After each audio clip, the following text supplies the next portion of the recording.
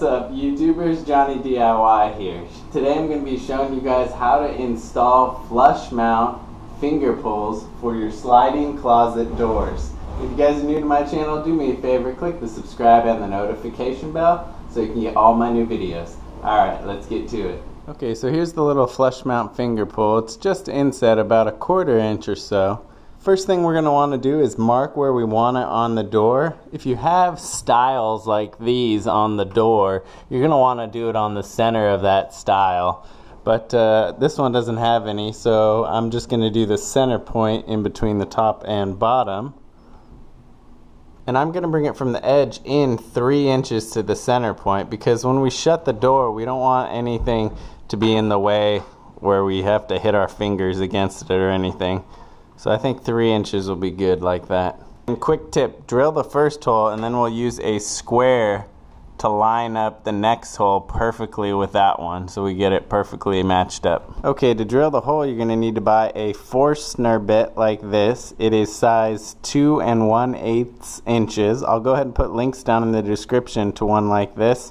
If you have a hole saw, you may be able to get away with using it, but you may have to use a chisel. If you have hollow core doors, you could probably get away with just using the hole saw. Before we drill that hole, make sure you're putting it on the right side of the door. I usually like to have this front overlapping door be the one facing closest to the door when you walk in, so you don't see an edge like that. Okay, so we'll line up this guide part of the bit right with our mark. You want to drill slow at the beginning till it starts to bite in. You can back it out if it grabs too much. It's going to make a mess too.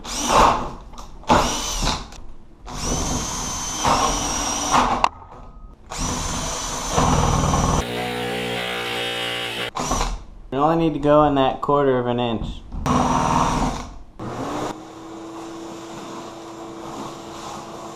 Now these pulls just have little tiny tabs on the side, so it just kind of fits like a friction fit. Put it in the hole and then press it in.